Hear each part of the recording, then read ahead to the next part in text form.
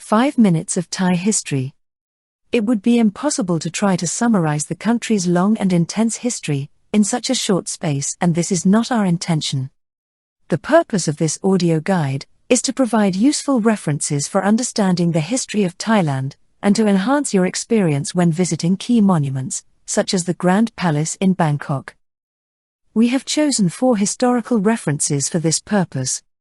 The 10th century AD, Marco Polo's travels, the discovery of America, and the War of Independence of the British colonies in North America.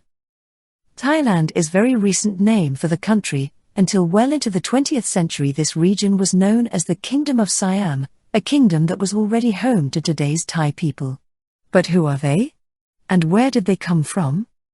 The Thai people are a varied ensemble of ethnic groups who share a common language and cultural identity in a region in which human migratory movements and the intermingling of cultures have frequently occurred. Our initial historical reference takes us back to the 10th century. At that time there was a patchwork of populations organized into tribes, spread throughout the whole of North America and Australia, whilst the islands later to be known as the British Isles were populated by Angles, Saxons, and Jutes.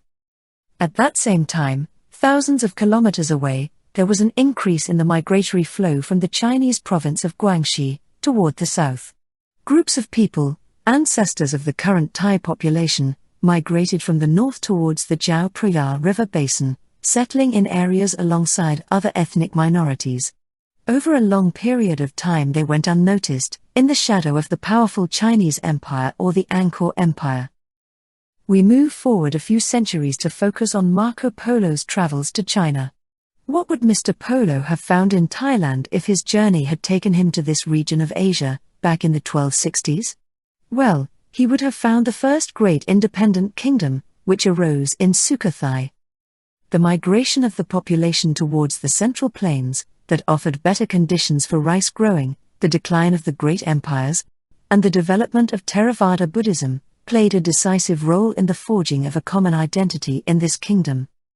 Although the hegemony of Sukhothai did not last very long, it bequeathed magnificent artistic works to us. Our third reference date is 1492.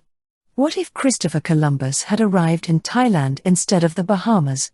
Well, he would certainly have been amazed to discover the powerful kingdom of Siam, with its capital in Ayutthaya, very close to Bangkok.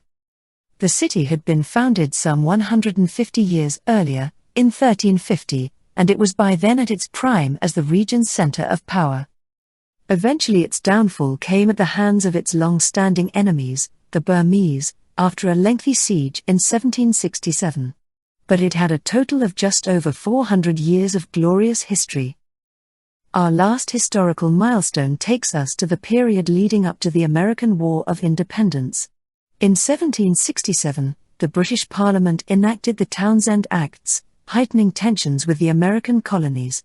Meanwhile, on the other side of the world, the city of Ayutthaya fell to the Burmese army that same year, marking the end of the Ayutthaya kingdom.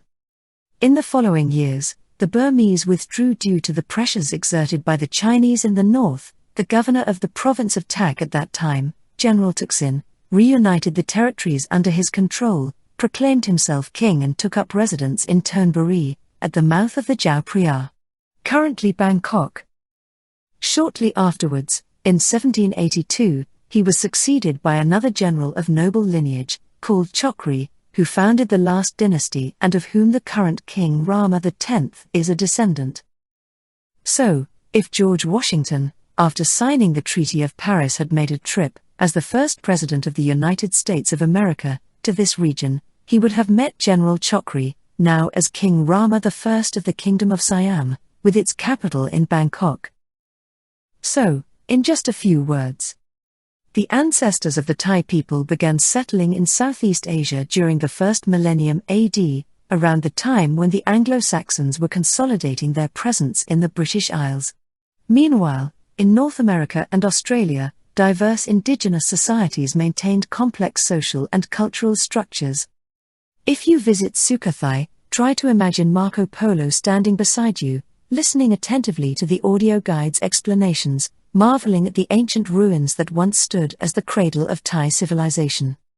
In Ayutthaya, picture Christopher Columbus walking alongside you, reflecting on the grandeur of the city that flourished while he embarked on his voyages of discovery, perhaps with a touch of sadness, knowing the eventual fall of this once great kingdom.